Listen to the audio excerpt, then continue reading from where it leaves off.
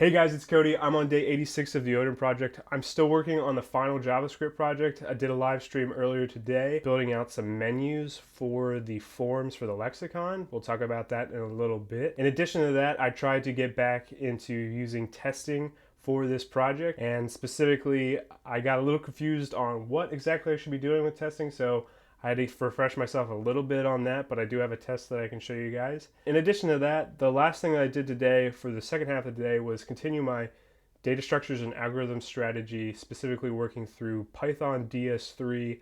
I'm on chapter 3, and I'm actually getting into the algorithms and data structures. I'm not really going to show you guys the data structures and algorithm stuff, but we can take a look at the final JavaScript project, so let's take a look at the screen. Okay, so I mentioned earlier that I made some menus for the forms.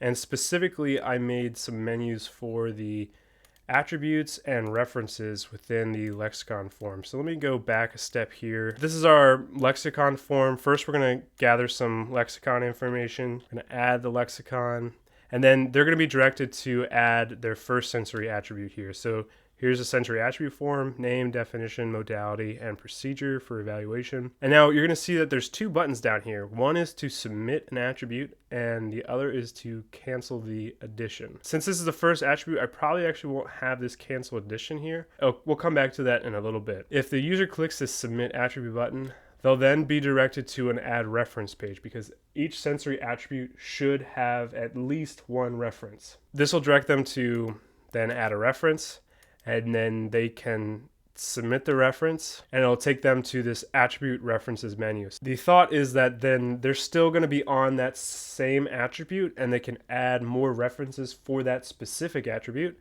and they can either choose to finish adding references for this attribute or add another reference for this attribute. Since they're on the same attribute, they can add another, and it'll take them back to the add a reference page. They can submit, or if they click that button to add another and they decided, oh wait, I don't actually have it on the other reference, I can click the cancel button, be redirected back to the references menu, and then click the finish adding references for this attribute, which then they'll be directed to the sensory attributes menu, and they can click either add another attribute or finish adding attributes. Add another attribute will allow them to then, you guessed it, add another attribute. So they go to this form again, you can click submit, submit a reference, finish adding references, and then the finish adding attributes doesn't go anywhere just yet because I don't have a page for that just yet. Mostly what I did today was set up this routing for the attributes menu and the references menu, and then set up the specific navigation within each of the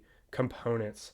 That allowed me to navigate through those loops and get back to the menus. So this is what the add attributes menu looks like.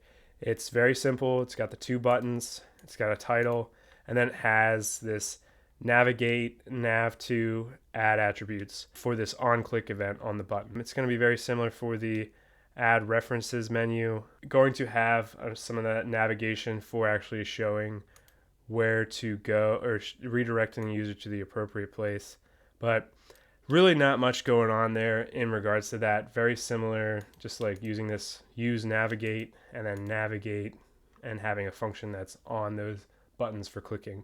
So not going to dive into each one of those since they're all very, very similar. Before I wanted to actually start going into the forms, I decided that I wanted to try to take them from a test-driven development approach going forward. And I was trying to do testing within the components themselves, but I kind of forgot some principles of like test for pure functions and try to create pure functions so that you are only doing one thing. I ended up having to go back to some of the testing basics and just do some reading just to get caught up on all that. I remember I created some simple functions within this add lexicon component, and specifically they were check inputs not empty and find inputs empty. You're going to see that these are now in the JavaScript assets folder, and I am actually separating them out so that I can use those functions for some of these other forms. So I'm going to be abstracting them a bit and reusing them. At the end of the session, I created a test for that find empty inputs function just to get back into writing tests, and also did so this is that find empty inputs here. Very simple function, exporting it, and then here's the test. I have an inputs array. There are several values that are null empty or just white space with different amounts of white space. And I expect the length to be 4. If I check out my tests, yeah, it says that there are no tests right now that are failing essentially because things have not changed. But the tests were passing for this. It was returning empty inputs as an array of length 4 and excluding these 3 inputs that had values. So started doing some testing and keeping that in mind for going forward with these things.